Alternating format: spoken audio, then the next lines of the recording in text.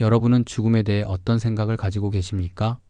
죽음은 모든 생명체가 피할 수 없는 마지막 순간이자 인류가 가장 오랫동안 궁금해해온 미지의 영역입니다. 그런데 세상에는 실제로 죽음의 문턱을 넘나들었다가 다시 살아 돌아온 사람들이 있습니다. 이들은 단순히 죽을 뻔한 것이 아닙니다. 의학적으로 사망 판정을 받았음에도 불구하고 설명할 수 없는 기적에 의해 다시 이 세상으로 돌아온 사람들입니다. 그리고 그들이 전하는 이야기는 우리가 알고 있던 죽음에 대한 개념을 완전히 뒤바꿔 놓습니다. 오늘은 실제로 죽음을 경험하고 돌아온 사람들의 놀라운 증언을 통해 사후 세계의 존재와 그 의미에 대해 함께 생각해보는 시간을 갖겠습니다. 과연 죽음 너머에는 무엇이 있을까요? 평범한 직장인이었던 서산의 김진호 씨에게 인생을 바꾸는 사건이 일어났습니다. 그날 저녁 직장에서 집으로 돌아가던 길에 갑작스러운 심장마비로 길거리에 쓰러진 것입니다. 119구급차에 실려 병원에 도착했을 때 이미 그의 심장은 멈춰 있었습니다. 맥박도 호흡도 감지되지 않았습니다. 응급실 의료진들은 온갖 소생술을 시행했지만 반응이 없었습니다. 결국 담당 의사는 공식적으로 사망 판정을 내렸습니다. 그런데 놀라운 일이 벌어졌습니다. 사망 판정 후 12시간이 지난 시점에서 이인호 씨의 심장이 다시 뛰기 시작한 것입니다. 의학적으로는 거의 불가능한 일이었습니다. 일반적으로 뇌에 산소 공급이 끊긴 지 5분만 지나도 돌이킬 수 없는 뇌손상이 발생하는데 12시간이라는 시간은 상상할 수조차 없는 긴 시간이었습니다. 더욱 놀라운 것은 의식을 되찾은 김진호 씨가 들려준 이야기였습니다. 그는 자신이 의식을 잃은 동안 겪었던 경험을 생생하게 기억하고 있었습니다. 저는 어두운 길을 걸어가고 있었습니다. 마치 누군가가 저를 끌고 가는 것 같았어요. 주변은 온통 어둠뿐이었고 무언가 무서운 기운이 감돌았습니다. 그런데 어디선가 빨리 가라, 발걸음을 재촉해라는 목소리가 들려왔어요. 김진호 씨는 그 순간을 지옥과 같은 곳이었다고 표현했습니다. 차가운 어둠 속에서 절망감과 두려움이 몰려왔다고 합니다. 그런데 갑자기 누군가가 자신을 뒤에서 힘차게 밀어냈다고 했습니다. 마치 내가 갈 곳이 아니니 돌아가라는 것 같았어요.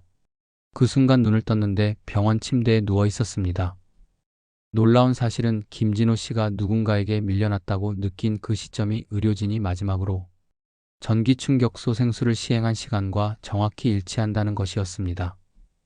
이 경험 이후 김진호 씨의 삶은 완전히 바뀌었습니다. 물질적인 것에 대한 집착이 사라지고 가족과 이웃에 대한 사랑이 더욱 깊어졌다고 합니다. 그는 죽음 너머의 세계를 본 후로 삶을 대하는 자세가 완전히 달라졌다고 말했습니다. 경상북도 안동에 사는 김모 씨는 6개월 전 끔찍한 비극을 겪었습니다. 5살 배기 아들이 아파트 베란다에서 추락해 세상을 떠난 것입니다. 평소 높은 곳을 무서워하던 아이였기에 스스로 베란다 난간을 넘을 가능성은 거의 없었습니다. 외부 침입의 흔적도 없었고 결국 원인을 알 수 없는 사고로 결론이 났습니다. 하지만 아버지의 마음속에는 여전히 풀리지 않는 의문들이 남아 있었습니다. 무엇보다 김 씨를 괴롭힌 것은 아이의 영혼이 사후 세계에서 잘 지내고 있는지 알 수 없다는 것이었습니다. 그렇게 어린 나이에 갑작스럽게 세상을 떠난 아이가 저승에서 무서워하고 있지는 않을까? 혹시 길을 잃고 헤매고 있지는 않을까? 하는 걱정이 그를 잠 못 이루게 했습니다. 고민 끝에 김 씨는 무속인을 찾아가 접신을 요청했습니다. 반신반의하는 마음이었지만 아이의 소식을 듣고 싶은 아버지의 마음은 절실했습니다. 접신이 시작되자 놀라운 일들이 벌어졌습니다. 무속인은 김 씨가 미리 알려주지 않은 아이의 특징들을 정확하게 맞췄습니다. 아이가 가장 좋아했던 초콜릿 과자의 이름, 잠들기 전 꼭 불러달라고 했던 자장가, 심지어 아이만이 알고 있던 비밀 장소까지 말했습니다. 무속인을 통해 전해진 아이의 메시지는 더욱 놀라웠습니다. 아빠, 저는 아직 무서워요. 갑자기 떨어져서 깜깜한 곳에 혼자 있게 되었어요. 아빠를 찾고 있는데 어디에 있는지 모르겠어요. 김 씨는 눈물을 흘리며 아이에게 말했습니다. 아빠가 여기 있다. 이제 무서워하지 말고 좋은 곳으로 가거라. 할아버지 할머니가 기다리고 계실 거야. 의식이 진행되면서 아이의 영혼은 점차 평온해지는 것 같았습니다. 마지막에 무속인은 아이가 환하게 웃으며 손을 흔들고 있다고 전했습니다. 아빠, 저 이제 좋은 곳으로 갈게요. 아빠도 너무 슬퍼하지 마세요. 언젠가 다시 만날 수 있어요. 그 순간 김 씨는 가슴 깊은 곳에서 무언가가 풀리는 것을 느꼈다고 합니다. 6개월 동안 그를 괴롭혔던 죄책감과 걱정이 조금씩 가라앉기 시작했습니다. 물론 이런 경험을 과학적으로 증명하기는 어렵습니다. 하지만 김 씨에게는 확실한 위안과 치유가 되었습니다. 그는 아이가 평안한 곳에 있다는 것을 확인한 후로 조금씩 일상을 회복할 수 있었다고 말했습니다. 1997년 당시 42세였던 정순기 씨는 임파선암 말기 판정을 받았습니다. 의사들은 길어야 3개월이라는 시한부 선고를 내렸습니다. 항암 치료를 받았지만 효과는 미미했고 체중은 급격히 줄어들었습니다. 어느 날 밤 정순기 씨는 극심한 고통 속에서 의식을 잃었습니다. 가족들은 이제 정말 마지막이라고 생각했습니다. 그런데 혼수 상태에 빠진 정순기 씨는 놀라운 경험을 하고 있었습니다. 저는 병실 창가에 2명의 사람이 서 있는 것을 봤습니다. 그들은 저에게 따라오라고 손짓했어요. 이상하게도 제 몸이 침대에서 떠오르더니 그들을 따라가기 시작했습니다. 정순기 씨는 그들과 함께 거대한 공간으로 이동했다고 합니다. 그곳은 상상할 수 없을 만큼 넓고 어두운 곳이었습니다. 멀리서 거대한 불구덩이가 보였고 그 위로 수많은 이름표들이 떨어져 내리고 있었습니다. 이름표들이 불 속으로 떨어지면서 하나씩 사라져갔어요. 너무나 무서운 광경이었습니다. 그때 저도 그곳으로 끌려가는 것 같았어요. 그 순간 어디선가 우렁찬 목소리가 들려왔습니다. 내가 갈 때가 아직 되지 않았다. 내 병은 깨끗하게 치유해 줄 테니 돌아가거라. 정순기 씨는 그 목소리를 들은 순간 강한 빛에 휩싸였다고 합니다. 그리고 다음 순간 병원 침대에서 눈을 떴습니다. 깨어난 정순기 씨의 몸에는 놀라운 변화가 일어나고 있었습니다. 며칠 전까지만 해도 극심한 통증에 시달렸는데 갑자기 몸이 한결 가벼워진 것입니다. 급하게 시행한 정밀 검사 결과는 의료진조차 믿을 수 없는 것이었습니다. 임파선암 세포가 완전히 사라진 것입니다. 여러 차례 반복 검사를 해도 결과는 같았습니다. 의학적으로 설명할 수 없는 완전관해였습니다. 정순기 씨는 그 후 25년이 넘도록 건강하게 살고 있습니다. 그는 사후 세계를 다녀온 후 삶에 대한 감사함이 더욱 커졌다고 말합니다. 또한 죽음이 끝이 아니라 또 다른 시작임을 확신하게 되었다고 전했습니다. 2003년 대학생이었던 박모 씨는 친구들과 여행을 가던 중 심각한 교통사고를 당했습니다. 대형 트럭과 정면 충돌한 승용차는 완전히 파손되었고 박 씨는 의식불명 상태로 응급실로 실려갔습니다. 뇌출혈과 다발성 골절로 생명이 위험한 상황이었습니다. 의료진은 최선을 다했지만 가망이 희박하다고 가족들에게 말했습니다. 박 씨는 일주일 넘게 혼수 상태를 벗어나지 못했습니다. 그런데 그 기간 동안 박 씨는 특별한 경험을 하고 있었습니다. 저는 병원 천장 위에 떠 있는 것 같았어요. 아래로 내려다보니 침대에 누워있는 제 모습이 보였습니다. 의사와 간호사들이 분주하게 움직이고 가족들이 울고 있는 모습도 다 보였어요. 박 씨는 자신이 죽었다는 것을 깨달았지만 이상하게도 두렵지 않았다고 합니다. 오히려 몸이 가벼워지고 마음이 평온해졌다고 했습니다. 갑자기 멀리서 환한 빛이 보이기 시작했어요. 그 빛을 향해 다가가고 있는데 누군가가 저를 부르는 소리가 들렸어요. 그곳에서 박 씨는 몇 년 전에 세상을 떠난 할머니를 만났다고 합니다. 할머니는 생전 모습 그대로였지만 훨씬 젊어 보였다고 했습니다. 할머니께서 저에게 웃으면서 말씀하셨어요. 아직 내가 올 때가 아니다.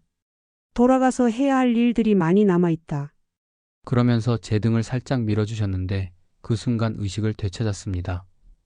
박 씨가 깨어났을 때 가족들은 기적이라며 눈물을 흘렸습니다. 의료진도 놀라워했습니다. 뇌출혈로 인한 후유증이 거의 없었기 때문입니다. 더욱 놀라운 것은 박 씨가 혼수 상태에서 일어난 일들을 정확하게 기억하고 있다는 것이었습니다. 의식이 없는 동안 병실을 방문한 사람들, 의료진들이 나눈 대화 내용까지 정확하게 맞췄습니다. 이 경험 이후 박 씨는 인생의 목표가 완전히 바뀌었다고 합니다. 원래는 취업만을 생각했는데 이제는 다른 사람들을 돕는 일을 하고 싶어졌다고 했습니다. 현재 그는 사회복지사로 일하며 어려운 이웃들을 돕고 있습니다. 2010년 심장 수술을 받던 중 갑작스러운 합병증으로 심정지가 발생한 최모 씨의 사례입니다. 수술실에서 20분간 심장이 멈춘 상태였지만 다행히 소생에 성공했습니다. 의식을 되찾은 최 씨가 들려준 이야기는 의료진을 놀라게 했습니다. 저는 수술실 위에서 수술하는 모습을 내려다보고 있었어요. 집도이가 당황하며 간호사에게 무언가를 지시하는 것도 들렸고요. 그때 의사가 이런 심장이 멈췄다라고 말하는 것도 들었습니다. 실제로 수술 기록을 확인해 보니 최 씨가 말한 상황과 정확히 일치했습니다. 전신마취 상태에서는 불가능한 일이었습니다. 그 후에 저는 긴 터널을 지나가기 시작했어요. 터널 끝에 밝은 빛이 보였는데 그 빛은 따뜻하고 평화로웠어요. 빛 속에서 누군가가 저를 기다리고 있는 것 같았습니다. 최 씨는 그 빛에 다가가고 싶었지만 갑자기 뒤에서 자신의 이름을 부르는 소리가 들렸다고 합니다. 뒤돌아보니 아내와 자녀들이 울면서 자신을 부르고 있었습니다. 그 순간 내가 죽으면 안 되겠구나라는 생각이 들었어요. 가족들이 너무 슬퍼하고 있었거든요. 그래서 다시 돌아오기로 했습니다. 최 씨가 그렇게 결심한 순간 심장이 다시 뛰기 시작했습니다. 수술은 무사히 끝났고 최 씨는 완전히 회복되었습니다. 이러한 임사 체험에 대해 의학계와 과학계에서는 다양한 해석을 내놓고 있습니다. 뇌과학자들은 이런 현상을 뇌의 저산소증이나 저체온증으로 설명하려고 합니다. 뇌의 산소 공급이 부족해지면 환각을 경험할 수 있고 이것이 터널이나 빛, 죽은 사람과의 만남으로 인식될 수 있다는 것입니다. 또한 뇌의 측두엽이나 변연계가 자극받으면 과거의 기억이나 상상이 현실처럼 생생하게 느껴질 수 있다고 합니다. 종교적 배경이나 문화적 환경에 따라 체험 내용이 달라지는 것도 이런 이유에서라고 설명합니다. 심리학자들은 죽음에 대한 불안과 공포가 무의식적으로 평화로운 환상을 만들어낸다고 봅니다. 극한 상황에서 정신이 자기 보호를 위해 만들어내는 방어기제라는 것입니다. 하지만 이런 과학적 설명으로도 해결되지 않는 부분들이 있습니다. 뇌파가 거의 평평한 상태에서도 생생한 체험을 하는 경우, 전신마취 상태에서 수술실 상황을 정확하게 기억하는 경우, 그리고 서로 다른 문화권의 사람들이 공통적으로 경험하는 내용들입니다. 전 세계적으로 보고된 임사체험 사례들을 분석해보면 놀라운 공통점들이 발견됩니다. 첫째, 자신의 몸에서 벗어나는 체외이탈 경험입니다. 많은 사람들이 천장이나 위에서 자신의 몸을 내려다보는 경험을 합니다. 둘째, 어두운 터널을 지나가는 경험입니다. 터널은 보통 길고 어둡지만 끝에는 밝은 빛이 있습니다. 셋째, 강렬한 빛을 만나는 경험입니다. 이 빛은 따뜻하고 사랑스러우며 때로는 신적 존재로 인식되기도 합니다. 넷째, 이미 세상을 떠난 가족이나 친구들을 만나는 경험입니다. 그들은 보통 평화롭고 행복한 모습으로 나타납니다. 다섯째, 인생 전체를 돌아보는 경험입니다. 살아온 날들이 파노라마처럼 스쳐 지나간다고 합니다. 여섯째, 선택의 순간입니다. 그곳에 머물 것인지 아니면 돌아갈 것인지 선택해야 하는 순간이 옵니다. 일곱째, 돌아가라는 메시지입니다. 대부분의 경우 아직 할 일이 남아있다며 돌아가라는 메시지를 받습니다. 이런 공통점들은 언어, 문화, 종교가 다른 사람들에게서도 똑같이 나타납니다. 이것이 단순한 뇌의 환상이라면 왜 이렇게 일관된 패턴을 보이는지 의문이 제기됩니다. 임사 체험을 한 사람들의 삶에는 공통적인 변화들이 나타납니다. 첫째, 죽음에 대한 두려움이 현저히 줄어듭니다. 죽음을 끝이 아닌 전환으로 받아들이게 됩니다. 둘째, 삶에 대한 감사함이 깊어집니다. 매일매일을 선물처럼 소중히 여기게 됩니다. 셋째, 가족과 인간관계를 더욱 중시하게 됩니다. 사랑의 소중함을 깨닫게 됩니다. 넷째, 물질적 가치보다 정신적 가치를 중요하게 생각합니다. 돈이나 명예보다는 봉사와 나눔에 관심을 갖습니다. 다섯째, 영성이 깊어집니다. 종교적 신앙이 없던 사람도 영적 세계에 대한 확신을 갖게 됩니다. 여섯째, 다른 사람들을 돕고자 하는 마음이 강해집니다. 자신의 경험을 나누며 희망을 전하고 싶어 합니다. 임사 체험은 종교나 문화에 관계없이 전 세계적으로 보고되고 있지만 그 해석은 각기 다릅니다. 기독교에서는 이를 천국이나 하나님의 임재를 체험한 것으로 봅니다. 예수님이 우리를 위해 처소를 예비하셨다는 믿음과 연결합니다. 불교에서는 중음신 상태에서의 체험으로 해석합니다. 죽음과 다음 생 사이의 중간 단계에서 겪는 경험이라고 봅니다. 이슬람에서는 알라의 뜻에 따른 체험으로 받아들입니다. 아직 정해진 때가 아니어서 다시 돌려보내신 것으로 봅니다. 힌두교에서는 아스트랄체의 여행으로 설명합니다. 영혼이 육체를 벗어나 다른 차원을 경험한 것으로 봅니다. 무종교인들도 이런 체험을 통해 사후 세계의 존재를 믿게 되는 경우가 많습니다. 과학으로 설명할 수 없는 신비로운 경험을 했기 때문입니다. 최근 들어 의학계에서도 임사 체험에 대한 체계적인 연구가 늘어나고 있습니다. 네덜란드의 심장병 전문의 핀반 롬멜 박사는 344명의 심정지 환자를 대상으로 대규모 연구를 진행했습니다. 그 결과 18%가 임사 체험을 했으며 이들의 뇌파 상태와 체험 내용 사이에는 명확한 상관관계가 없다는 것을 발견했습니다.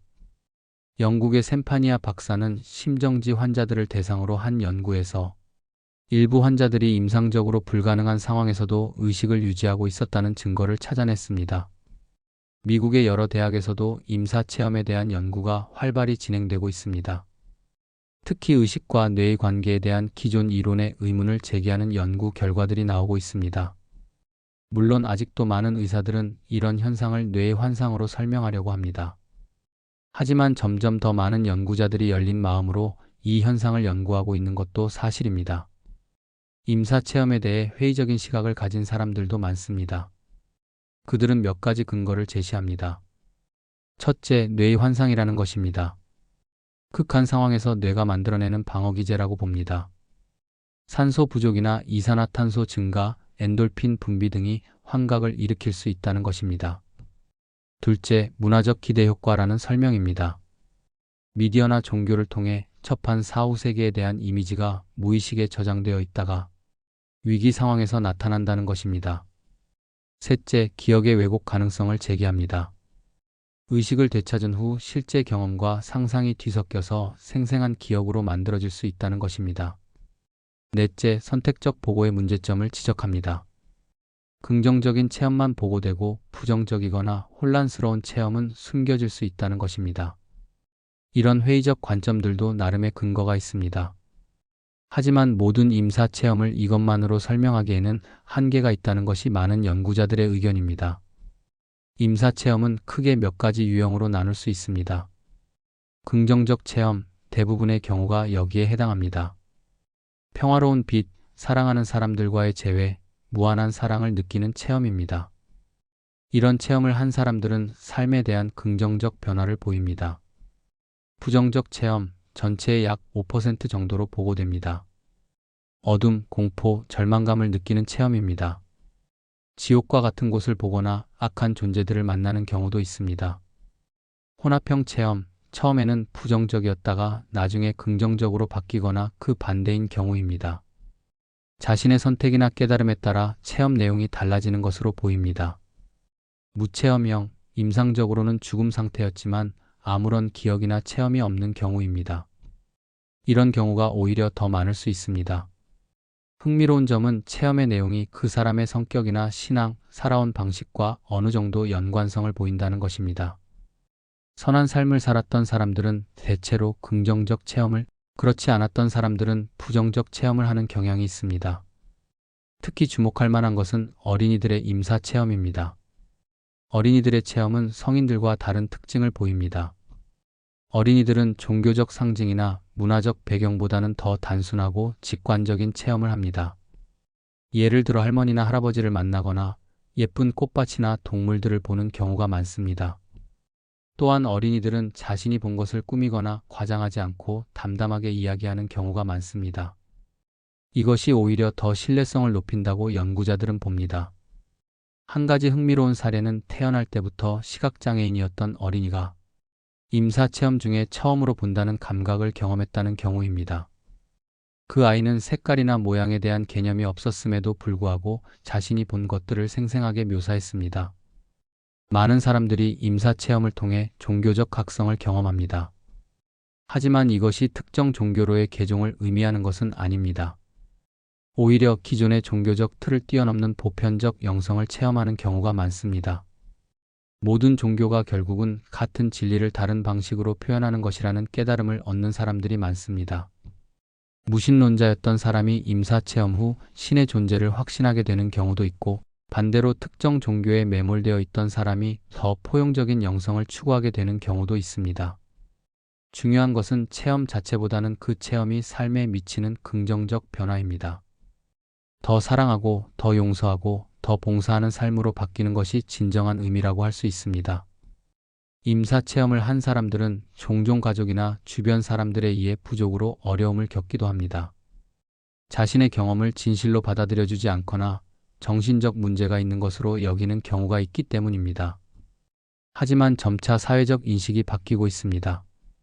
의료진들도 환자들의 이런 체험에 더 관심을 갖고 경청하는 분위기가 조성되고 있습니다. 일부 병원에서는 임사 체험 상담 프로그램을 운영하기도 합니다. 가족들에게는 이런 체험이 오히려 위안이 되는 경우가 많습니다. 특히 사랑하는 사람을 잃은 유가족들에게는 죽음 이후에도 존재가 지속된다는 희망을 주기 때문입니다. 흥미롭게도 의료진들 중에서도 임사 체험을 한 사람들이 있습니다. 그들의 증언은 특별한 의미를 갖습니다. 한 응급의학과 의사는 자신이 심정지로 쓰러졌을 때의 경험을 이렇게 말했습니다. 저는 평소 임사 체험을 환자들의 환각이라고 생각했습니다. 그런데 제가 직접 체험해보니 그것이 단순한 환각이 아니라는 것을 알게 되었습니다. 너무나 생생하고 현실적이었거든요. 간호사들 중에서도 비슷한 경험을 한 사람들이 있습니다. 그들은 환자들의 임사 체험 이야기를 더욱 진지하게 받아들이게 되었다고 합니다. 이런 의료진들의 증언은 임사 체험의 신뢰성을 높이는 요소 중 하나입니다. 의학적 지식이 풍부한 사람들조차 과학으로 설명하기 어려운 경험을 했다는 것은 의미가 크기 때문입니다. 임사 체험에 대한 연구는 계속 발전하고 있습니다. 새로운 뇌영상 기술이나 생체 신호 측정 장비들이 개발되면서 더 정밀한 연구가 가능해지고 있습니다. 특히 의식과 뇌의 관계에 대한 기존 이론들이 재검토되고 있습니다. 뇌가 의식을 생산하는 것인지 아니면 의식을 수신하는 수신기 역할을 하는 것인지에 대한 새로운 가설들이 제시되고 있습니다. 양자 물리학의 발전도 임사 체험 연구에 새로운 관점을 제공하고 있습니다. 의식이 물질과는 다른 차원에 존재할 가능성에 대한 이론적 토대가 마련되고 있기 때문입니다. 지금까지 죽음을 경험하고 돌아온 사람들의 이야기를 들어보았습니다. 이들의 증언이 모두 사실인지 아니면 뇌가 만들어낸 환상인지는 아직 명확하게 결론 내릴 수 없습니다. 하지만 한 가지 분명한 것은 이런 경험들이 사람들의 삶에 긍정적인 변화를 가져다 준다는 것입니다. 죽음에 대한 두려움이 줄어들고 삶에 대한 감사함이 깊어지며 사랑과 봉사의 삶을 살게 된다는 점은 의미가 큽니다. 과학이 발달한 현대에도 여전히 설명할 수 없는 신비로운 영역들이 존재합니다. 임사 체험도 그중 하나일 것입니다. 완전히 이해하지 못한다고 해서 무시하거나 부정할 필요는 없습니다. 중요한 것은 이런 이야기들이 우리에게 주는 메시지입니다. 죽음이 모든 것의 끝이 아닐 수도 있다는 희망, 우리의 삶이 단순히 물질적 존재 이상의 의미를 가질 수도 있다는 가능성, 그리고 사랑과 봉사의 삶이 얼마나 소중한지에 대한 깨달음입니다. 죽음을 경험하고 돌아온 이들이 한결같이 전하는 메시지는 이것입니다. 삶을 소중히 여기고 매 순간을 의미 있게 살아가십시오. 사랑하고 용서하고 나누며 사십시오. 그리고 죽음을 두려워하지 마십시오. 우리는 아직 죽음의 진정한 의미를 모를지도 모릅니다. 하지만 그 미지의 영역에 대한 두려움 때문에 현재의 삶을 소홀히 할 필요는 없습니다. 오히려 죽음이라는 한계가 있기 때문에 지금 이 순간이 더욱 소중한 것이 아닐까요? 어떤 믿음을 가지고 있든, 어떤 세계관을 가지고 있든, 우리 모두에게 주어진 이 생명과 시간을 최대한 의미 있게 사용하는 것이 가장 중요합니다. 죽음 너머에 무엇이 있든 없든 지금 여기에서 사랑하고 베푸는 삶을 사는 것만큼 확실한 의미는 없을 것입니다. 죽음을 경험하고 돌아온 이들의 이야기는 우리에게 삶에 대한 새로운 관점을 제시합니다. 그것이 과학적으로 증명되었든 아니든 그 이야기들이 주는 희망과 위로, 그리고 삶의 의미에 대한 깊은 성찰은 그 자체로 값진 선물입니다. 여러분도 오늘 하루를 살아가시면서 이런 질문을 해보시기 바랍니다. 만약 내가 오늘 죽는다면 후회 없이 살았다고 말할 수 있을까? 그리고 그 답이 아직 아니라면 지금부터라도 더 의미 있는 삶을 시작해 보시기 바랍니다. 죽음은 언젠가 우리 모두가 맞이해야 할 현실입니다. 하지만 그 죽음이 끝일 수도 있고 새로운 시작일 수도 있습니다. 어느 쪽이든 준비된 마음으로 받아들일 수 있도록 지금 이 순간을 충실하게 살아가는 것이 우리가 할 수 있는 최선입니다. 죽음을 경험하고 돌아온 이들이 전하는 마지막 메시지를 다시 한번 새겨봅시다. 삶을 사랑하고 매 순간을 감사하며 서로를 아끼고 보살피며 살아가십시오. 그것이 바로 인생의 참된 의미입니다. 시청해주셔서 감사합니다. 구독, 좋아요, 알림 설정은 큰 힘이 됩니다.